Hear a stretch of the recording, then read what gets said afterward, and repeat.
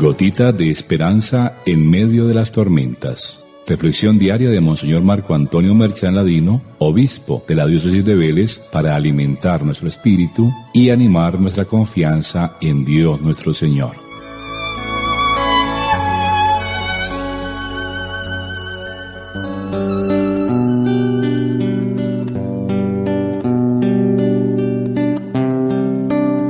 Muy queridos hijos, hoy celebramos la fiesta de San Pío de Pietrelcina. En el día de ayer en el Evangelio, Herodes se hacía una pregunta sobre la identidad de Jesús. Hoy, el Evangelio contiene la misma pregunta, pero ya no formulada por Herodes, sino por el mismo Jesús y dirigida a sus discípulos de todos los tiempos. La respuesta de la gente es siempre múltiple y manifiesta el pensar común encerrado en unos esquemas religiosos, políticos y hasta sociológicos. Es lo que han escuchado decir de él. Incluso la respuesta que da Pedro, aun cuando aparentemente correcta, no es completa, pues deja espacios a falsas interpretaciones, por lo que el Señor les prohíbe terminantemente que se lo dijeran a alguien. A Jesús estas respuestas elaboradas y esquematizadas no le interesan.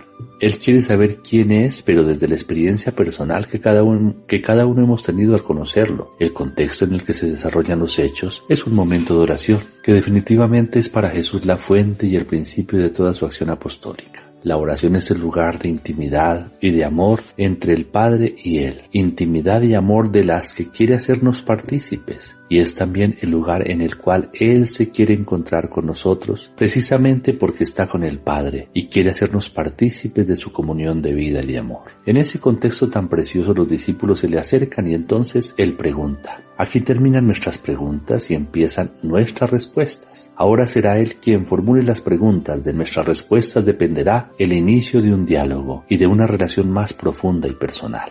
La primera pregunta es, ¿quién dice la gente que soy yo? La respuesta de la gente siempre tendiente a reducir al Señor a un personaje del pasado, a alguien que ya no está, lo que impide abrirse a la novedad que Él trae, a su Evangelio, que es no solo la buena noticia, sino la mejor nueva noticia. Por lo que estas respuestas no aportan nada al conocimiento del misterio del Salvador. Viene entonces la segunda pregunta, ¿y ustedes quién dicen que soy yo? La pregunta va dirigida a ustedes, distinguiéndolos del resto. Es una pregunta que va dirigida a ellos comunitariamente. La respuesta, por lo tanto, es comunitaria, es eclesial. De esa respuesta dependerá el que nos convirtamos o no en discípulos y en miembros de su iglesia. Pedro entonces toma la iniciativa y responde en nombre de todos, es decir, expresa la fe de la comunidad que representa, confiesa la fe de la iglesia, que reconoce en el Señor al Cristo de Dios, al Mesías esperado, al que había de venir según las promesas. Como ya dijimos, la respuesta parece correcta, pero es incompleta, pues Él no es el esperado por los hombres,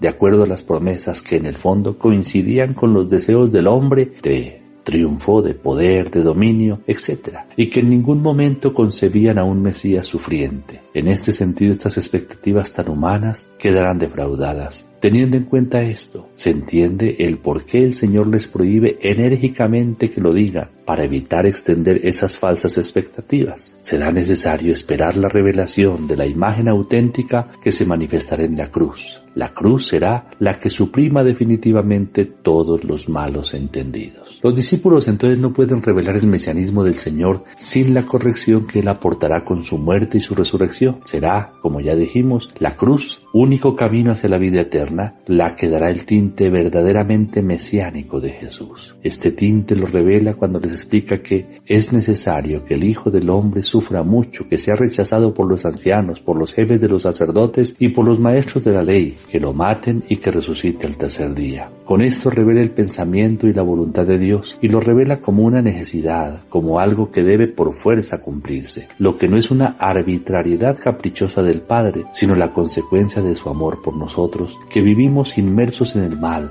en el engaño y en la muerte. La cruz es nuestro mal, que Él decide por amor echarse sobre sus espaldas y luego abrazarla, dejándose crucificar como precio por la salvación de aquellos que somos objeto de su amor extremo. Los ancianos, los sumos sacerdotes y los maestros de la ley representan el tener, el poder y el saber, la riqueza, la vanagloria y la soberbia, primas hermanas de las tres concupiscencias generadoras del primer pecado en el paraíso, que presentaba el fruto prohibido como bueno, hermoso y apetecible, y que recogen en definitiva el deseo del hombre de salvarse a sí mismo, de su desnudez, de sus miedos, de sus limitaciones, de sus vacíos. ¿Y cómo lo hace?, nos preguntamos. Pues apoderándose de las cosas que no le pertenecen, de las personas y hasta del mismo Dios. El hombre, inducido por la mentira del demonio, todo lo toma, todo lo quiere probar, todo lo quiere comer y todo lo quiere matar. Jesús, nuevo Adán, en cambio, no se apodera de nada, todo lo contrario, lo entrega todo y lo da todo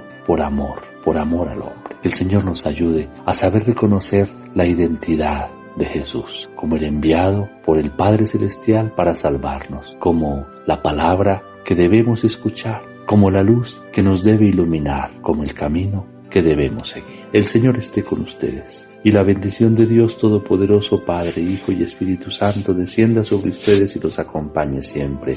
Amén.